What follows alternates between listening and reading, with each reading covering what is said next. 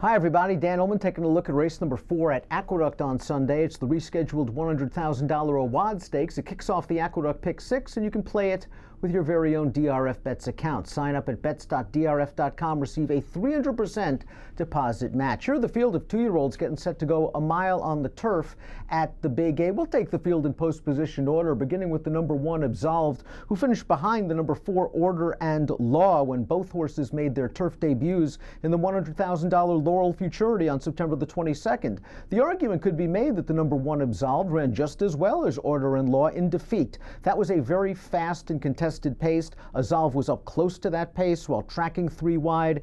He made a move to the lead on the turn, was steadied a bit in between horses in mid-stretch, and then finished evenly. All things considered, I thought he ran okay. He gets a rider switch here to Jose Ortiz, and he should benefit from a good cozy inside post position. I think he can work out a nice trip sitting in behind the speeds. The number 2 is Life Mission. Life Mission might be dirtied up just a little bit for trainer Ben Colebrook, 9-2 on the morning line, switching to Awad Ortiz. This horse's North American debut came as a maiden in the Kentucky Downs Juvenile Turf Sprint, and he ran just fine that day behind a pretty nice runner in Moonlight Romance, finishing second.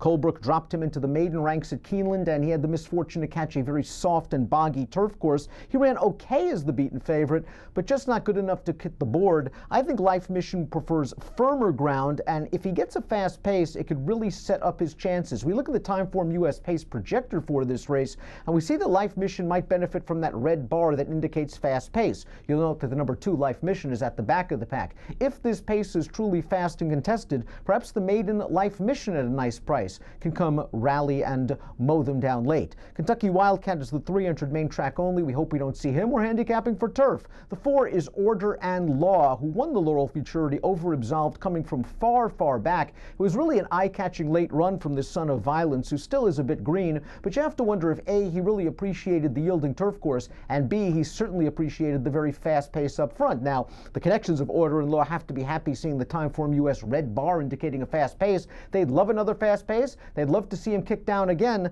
Now he has to stretch out from 6 furlongs to a mile, but appears he has some ability. The 5 Ole Mole is expected to be setting this fast pace. He set a fast pace last time out in the Grade 3 Pilgrim Stakes in a situation that was probably too much too soon. Fresh off of a maiden win at Delaware Park, he stepped up into that Grade 3 Pilgrim. He faced some horses that are bound for the Breeders' Cup, and he was going too fast too early, and he tired and was beaten 23 lengths. I wouldn't judge him off of that race, but he needs to improve from a Beyer speed figure standpoint, and another pace duel might relegate him to the back of the pack yet again. The 6 is Honorable Hero, who we see sitting just off the pace on our Timeform US pace projector. Honorable Hero, though, was a gate-to-wire winner in his turf debut over yielding ground at Belmont. He handled this 1-mile distance, and I thought he ran well at 28-1 that day. He set a legitimate pace and kept right on going. We will see how he deals with the tougher competition and the presence of other speeds in this race, but he looks fairly promising. In my opinion, the number 7, A Thread of Blue, might very well be the horse to beat for trainer Kieran McLaughlin. This horse made his turf debut 2 starts back, and Dylan Davis had him in a very nice spot in the pocket heading into the turn, and Dylan decided instead of staying in that he was going to angle 4 wide on the turn, and I wonder if that cost A Thread of Blue.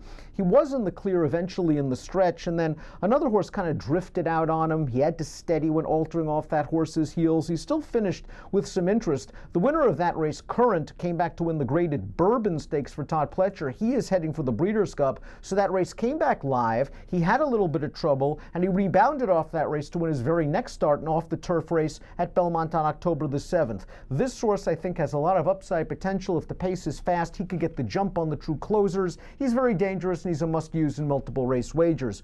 Empire of War is the number 8. He goes out for trainer Todd Pletcher. We have a formulator fact to show concerning Pletcher. Over the past 4 years, with 2-year-old last out maiden winners stepping up into non-graded stakes races going long on the turf, 36% winners, a $3.51 ROI. Empire of War, like Honorable Hero, won his turf debut in his 3rd lifetime start, and he went pretty fast in the early stages of that race in order to do so. He may not be able to make the lead in here with a couple of other fast ones, but I think he could probably work out a good trip sitting in the 2nd flight. He's a solid enough runner. He's bred to handle the turf, being by declaration of war. It's a pretty wide open race. I'm really interested in the 7, A Thread of Blue, but my top pick is going to be the 4, Order and Law. I think this pace is going to be fast once again. I think this horse horse is going to drift off of his 7-2 morning line. When you look at horses from the McLaughlin barn, horses from Todd's barn, the Contessa horse ran well in his turf debut, and he has been on fire in New York as of late.